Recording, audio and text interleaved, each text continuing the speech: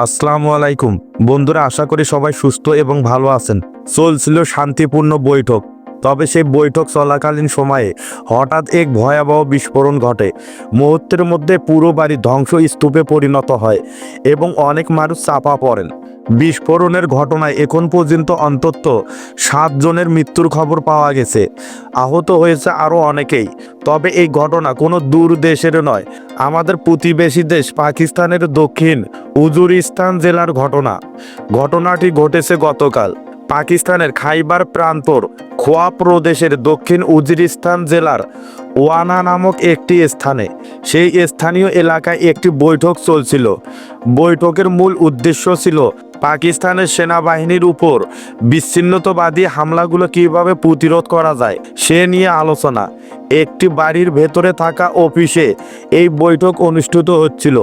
এমন শান্তিপূর্ণ আলোচনার সময়ে হঠাৎই মর্মান্তিক বিস্ফোরণের ঘটনা ঘটে। এর ফলে চারিদিকে আতঙ্ক ছড়িয়ে পড়ে, বিশেষ করে ওই এলাকার সাধারণ মানুষের মধ্যে।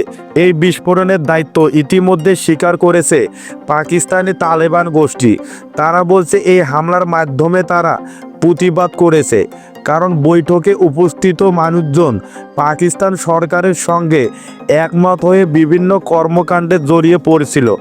তাদের অভিযোগ, ওই এলাকার মানুষ পাকিস্তান সেনাবাহিনীর পক্ষে লড়াইয়ের প্রস্তুতি নিচ্ছিলেন, আর এই কারণে পাল্টা প্রতিরোধমূলক হামলা চালিয়েছে পাকিস্তানি তালেবান। এখানে আপনাদের সুবিধার্থে বলে রাখা ভালো, ভারত এবং পাকিস্তানের মধ্যে চলমান উত্তেজনার পরেই পাকিস্তান সেনাবাহিনী আজাদ কাশ্মীরে সেনা মোতায়েন বাড়িয়েছিল। ঠিক সেই সময় খাইবার পাখতুনখোয়া হাইওয়ে দিয়ে পাকিস্তান আর্মির কনভয় যাওয়ার সময় আকস্মিকভাবে বোমা হামলার ঘটনা ঘটে। এই হামলায় পাকিস্তান সেনাবাহিনীর অন্তত 4 জন প্যারাট্রুপার নিহত হন। ওই হামলার পর পাকিস্তান সেনাবাহিনী দক্ষিণ উজুরিস্তানের আশেপাশের এলাকায় এবং আফগানিস্তান সীমান্ত বরাবর অভিযান চালিয়েছিল। এই অভিযানে অন্তত 54 জন পাকিস্তানি তালেবান সদস্য নিহত হয়, আর এই হত্যাকাণ্ডের প্রতিশোধ হিসেবেই সাম্প্রতিক এই ভয়াবহ বিস্ফোরণের ঘটনা ঘটেছে বলে দাবি করেছেন আফগান তালেবানরা। পাকিস্তানের ভেতর কাজ করা পাকিস্তানি তালেবানরা মূলত স্বাধীনতার জন্য লড়াই করছে। তাদের কর্মকাণ্ড সরাসরি প্রমাণ করে যে ভারতের গোয়েন্দা সংস্থা তালেবানের মদত এবং অস্ত্র এবং প্রশিক্ষণ দিয়ে সহায়তা করছে।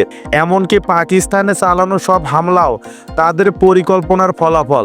উজুরিস্তানের এই সাম্প্রতিক বোমা হামলা এবং পাকিস্তান আর্মির কনভয়ের উপর বোমা হামলার সাথে ভারতের সরাসরি সম্পৃক্ততা রয়েছে বলে পাকিস্তানের পক্ষ থেকে প্রকাশ্যে অভিযোগ করা হয়েছে। পাকিস্তান সরাসরি স্টেটমেন্ট দিয়েছে যে ভারত এ ধরনের হামলাগুলোর পরিকল্পনা এবং বাস্তবায়নে গুরুত্বপূর্ণ ভূমিকা রাখছে। বুঝতে হবে, যদিও এখনো আনুষ্ঠানিকভাবে যুদ্ধ ঘোষণা হয়নি বা প্রকাশ্যে বলা হচ্ছে না, বাস্তবে দুই দেশের মধ্যে ছায়াযুদ্ধ শুরু হয়ে গেছে। এখন পাকিস্তানও তার প্রক্সি গোষ্ঠী ব্যবহার করে পাল্টা হামলার প্রস্তুতি নিচ্ছে। ভারতের বিরুদ্ধে পাকিস্তানের প্রক্সি গোষ্ঠী আফগান তালেবান এবং পাকিস্তানি তালেবানদের দ্বারাই হামলা হতে পারে যে কোনো সময়। এরই মধ্যে টানা 4র্থ দিনের মতো পাক ভারত সীমান্তে গোলাগুলি অব্যাহত রয়েছে। প্রতিদিন রাতে প্রচণ্ড গোলাগুলি হচ্ছে। দুই দেশের ব্যাটালিয়নগুলো সরাসরি মেশিনগান এবং ভারী অস্ত্র ব্যবহার করছে। কয়েকটি সংবাদ মাধ্যম জানিয়েছে কিছু সময়ের জন্য আর্টিলারি গোলাও ব্যবহার করা হয়েছে। পরিস্থিতি ক্রমে আরও জটিল এবং উদ্বেগজনক হয়ে উঠছে। বর্তমান পরিস্থিতিতে ভারত পুরোপুরিভাবে পাকিস্তান নিয়ন্ত্রিত কাশ্মীরে হামলার প্রস্তুতি সম্পূর্ণ করেছে। ভারতের মূল লক্ষ্য হচ্ছে শক্তি প্রয়োগ করে পাকিস্তান নিয়ন্ত্রিত কাশ্মীর দখলে নেওয়া। আমি নিজেই এই কথা বলছি না, ভারতের অন্যতম বিখ্যাত সংবাদ মাধ্যম দ্য নিউ ইয়র্ক টাইমস একটি পূর্ণাঙ্গ রিপোর্ট প্রকাশ করেছে। এই রিপোর্টটি যুক্তরাষ্ট্রের গোয়েন্দা সংস্থার তথ্যের উপর ভিত্তি করে তৈরি। এতে বলা হয়েছে পেহেলগামে হামলার পর ভারতের প্রধানমন্ত্রী নরেন্দ্র মোদী সংঘর্ষ এড়াতে আগ্রহী নন, বরং এখন তিনি সরাসরি পাকিস্তানে আক্রমণ করার জন্য প্রস্তুতি নিচ্ছেন। কাশ্মীর ইস্যুতে পাকিস্তানের বিরুদ্ধে হামলা কতটা যুক্তিযুক্ত তা বোঝাতে মোদী অন্তত 12টি দেশের রাষ্ট্রপ্রধানের সঙ্গে টেলিফোনে কথা বলেছেন। এছাড়াও ভারতে অবস্থিত 60 থেকে 77টি দেশের দূতাবাস এবং কূটনৈতিক মিশনের সঙ্গে সক্রিয় আলোচনা চালাচ্ছে ভারত এই বার্তায় দিচ্ছে যে পাকিস্তানে হামলা করলে সেটা সন্ত্রাসবাদ দমনের যৌক্তিক পদক্ষেপ হিসেবে বিবেচিত হবে। বিশ্বের দুই শক্তিধর দেশ রাশিয়া এবং যুক্তরাষ্ট্র সহ মধ্যপ্রাচ্যের কিছু বড় মুসলিম দেশ ইতিমধ্যে ভারতের পক্ষে অবস্থান নিয়েছে। তারা ভারতের প্রতি সবুজ সংকেত দিয়েছে যে সন্ত্রাসবাদ দমনের নামে সামরিক অভিযান চালাতে চাইলে তারা কোনো আপত্তি করবে না, তবে শর্ত একটাই, পরমাণু সংঘর্ষ যেন না হয়। যদি পারমাণবিক যুদ্ধের আশঙ্কা না থাকে তাহলে ভারতের সামরিক পদক্ষেপের উপর কোনো আপত্তি নাই বলে জানানো হয়েছে। ভারত যখন পাকিস্তানে হামলার প্রস্তুতি নিচ্ছে, ঠিক সেই সময় পাকিস্তানের রেলমন্ত্রী রেসেলটি একটি গুরুত্বপূর্ণ দাবি করেছেন।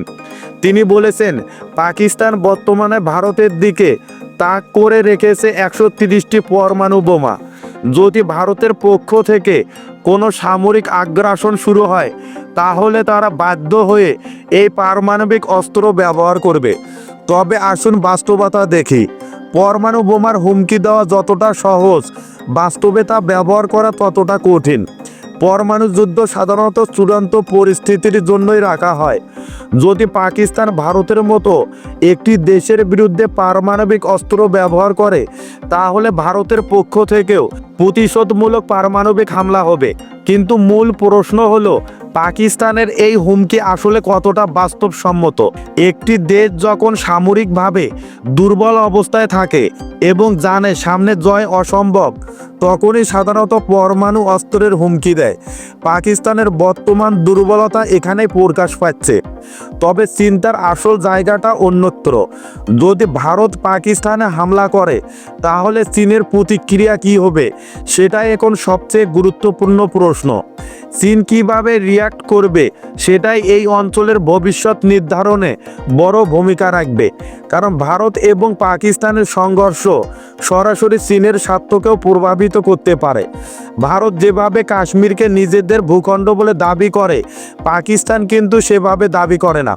পাকিস্তান বলে আজাদ কাশ্মীর, অর্থাৎ একটি স্বাধীন রাষ্ট্রের দাবি তারা করে।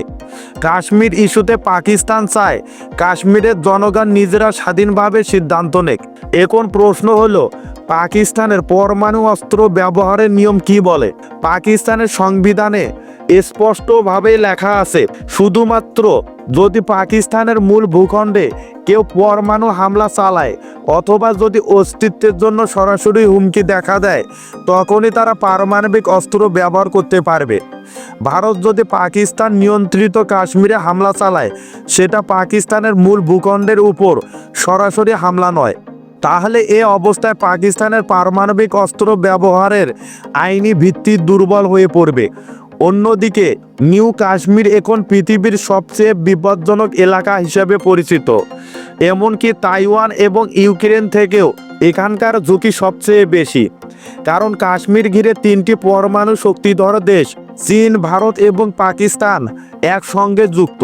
এই পরিস্থিতি আরও জটিল করেছে চীনের সিপিইসি প্রকল্প। চীন পাকিস্তান নিয়ন্ত্রিত কাশ্মীর দিয়ে সিপিইসি রাস্তা তৈরি করেছে, যেটা সরাসরি আরব সাগরে পৌঁছায়। সুতরাং পাকিস্তান নিয়ন্ত্রিত কাশ্মীরে যে কোনো সময় হামলা চীনকে বাধ্য করবে প্রতিক্রিয়া দেখাতে। এখন দেখার বিষয়, ভারতের সাহস কতদূর এগিয়ে যায় এবং ভবিষ্যতে ভারত কী ধরনের পদক্ষেপ গ্রহণ করে। সব কিছুই এখন সময়ের উপর নির্ভর করছে।